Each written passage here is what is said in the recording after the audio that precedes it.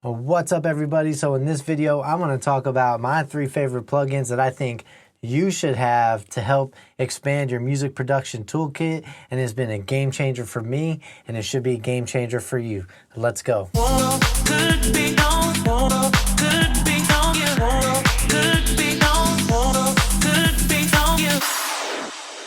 All right, guys, so I appreciate you tuning in, and if you haven't already, please hit the subscribe button so you can get more videos like this brought to you every week. Now, in this video, I am going over my 3 favorite plugins. You know, as a music producer, I feel like it's important to stay on top of ways that can make the process easier, faster, and to see what everyone else is doing in the industry. In the past few years, I've come across some plugins that have honestly been a game changer for me, how I conduct business here in the studio. And it's awesome. I love applying these to my tracks. All right, so we're going to jump right in to the first one, and it's a plugin that I absolutely love to use. This plugin is sidechaining with a bunch of magical fairy dust sprinkled on top. This thing is awesome, and I'm talking about Trackspacer by Waves Factory.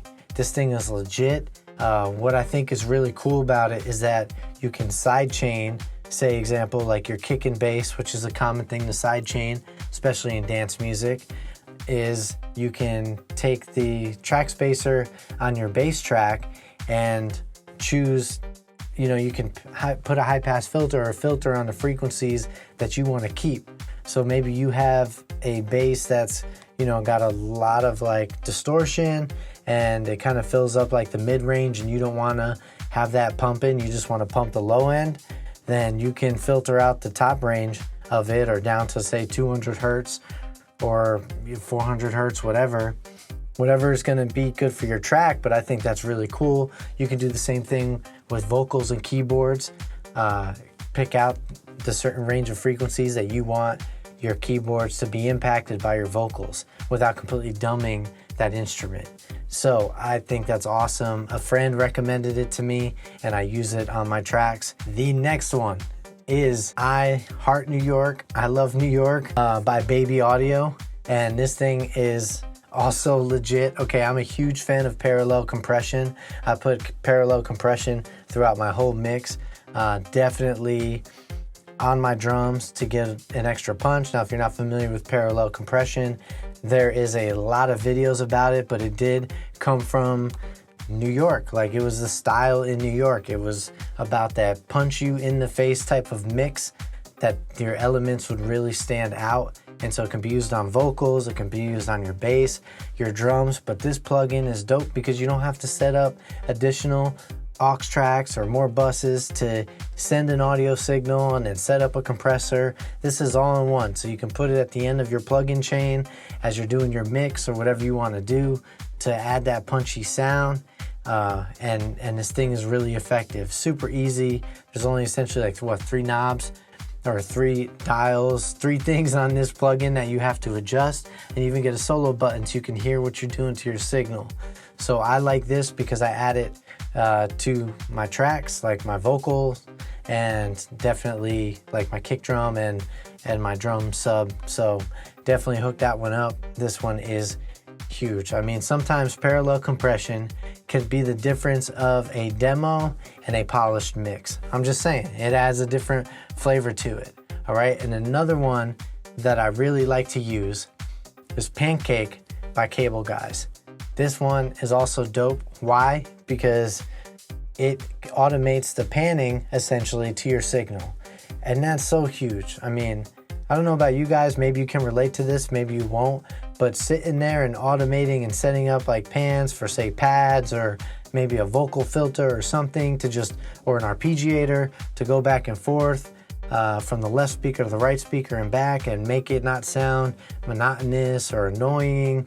It takes a lot of time to draw that stuff in there, create your little valleys, your whatever. You know what I'm talking about, right? To get the sound to go back and forth, to weave through a mix, whatever. And this plugin does it for you, and you can set it up to how many bars you want it to run. Also can adjust it to make your changes to how you want that signal to sound. So you can create some really unique panning with this device. And maybe you want a sound to be kind of staying in its place during the verse, right? So say you have a vocal pad that's got maybe an LFO or a filter on it to make it sound like it's kind of choppy, right? But maybe you just have it hanging out in the left speaker.